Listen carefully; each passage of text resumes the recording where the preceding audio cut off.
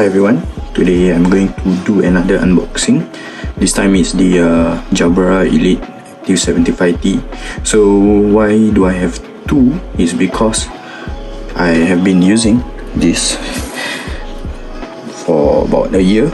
However, I lost the headphone, and so headphone as well as the casing at the gym. So I decided to purchase a new one. So let's do a quick unboxing.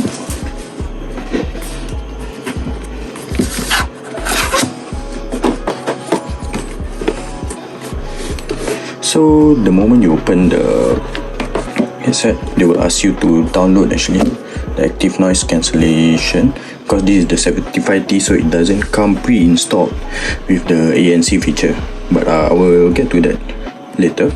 And inside the box you have the earbuds itself, followed by the headphone.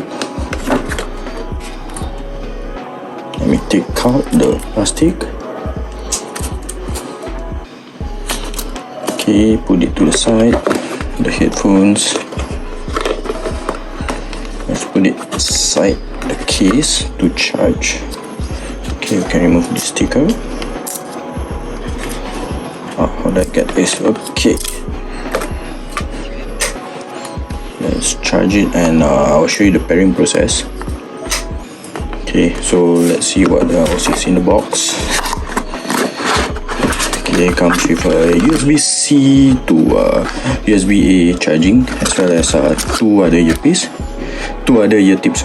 One is the large and one is the small, because it comes pre-installed with a medium ear tips. Okay, so let's put this to the side, and let me share with you why I didn't go for the Elite Active 80, or rather Elite 85T. Reason being, after watching a lot of YouTube videos, they actually mentioned to me that first thing, the Elite 85T is actually larger in size compared to this. This is slick, and the color options is another reason, because I am a fan of blue color, so I decided to get this instead of the 85T. And actually I'm waiting for the Elite Active 85T to see if there's any changes, but as of now I decided to get the 75T still. And the pairing process is easy, and I've been using this earpiece for 1 year until I finally lost it, and now you can get this for about 180, 190 for the active.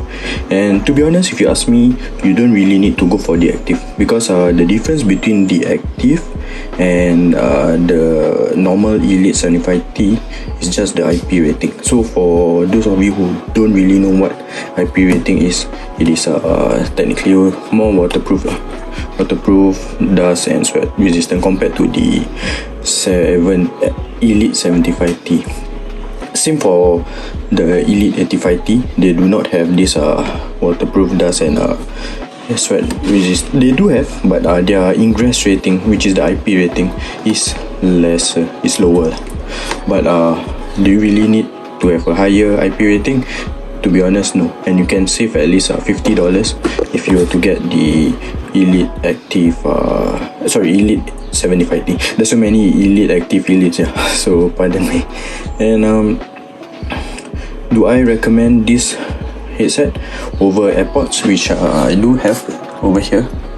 And I don't own the AirPods Pro because I don't really like the fit. This fit I feel is better, because it when it's in your ear, it snacks fits perfectly. And I've been using this for the gym, for runs and etc., for all kinds of sports. And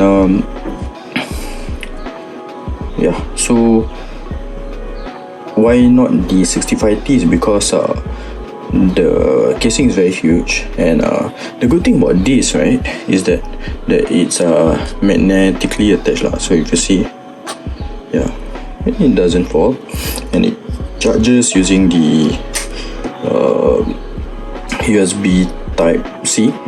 But if you get the ones with a wireless version, there is a wireless charging version casing for 75T, and that's the advantage of the Elite 85T, because they do have wireless charging. Other than that, I would 100% recommend this over the Elite 85T. So you should either go for the Elite Active 75T or Elite 75T. So much better in terms of cost, and the feature differences are not a lot also. So that's a quick unboxing and overview of the